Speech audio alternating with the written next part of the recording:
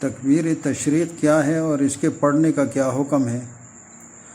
تکبیر تشریق ذی الحجہ کے 9 تاریخ یوم عرفہ کے فجر کے نماز کے بعد سے لے کر 13 ذی الحج یعنی 9 ذی الحج 5 نمازوں میں، پھر 10 ذی الحج جو عید کی دن ہوئے گی اس میں بھی 5 نمازوں میں، پھر 11 ذی الحج عید کے دوسرے دن، پھر 12 ذی الحج عید کے تیسرے دن، اور پھر 13 ذی الحج عید کے چوتھے دن عصر کے نماز تک تکبیر تشریق ہر فرض نماز کے بعد پڑھنا واجب ہے۔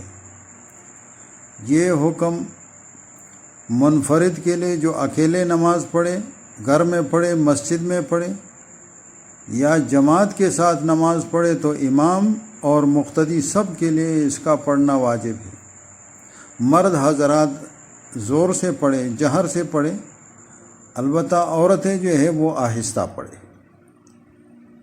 فرض نماز کے سلام پھیرنے کے فوراً بعد پڑھے۔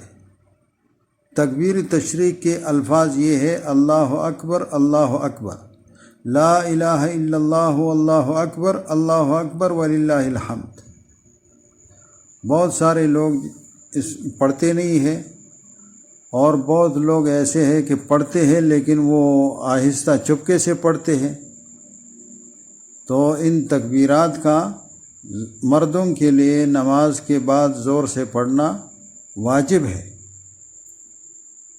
اور احادیث میں اس تکبیر کا نماز کے بعد 1 مرتبہ پڑھنے کا حکم ہے، لہٰذا 1 مرتبہ پڑھے، اور اس سے زیادہ جو ہے وہ ثابت نہیں ہے۔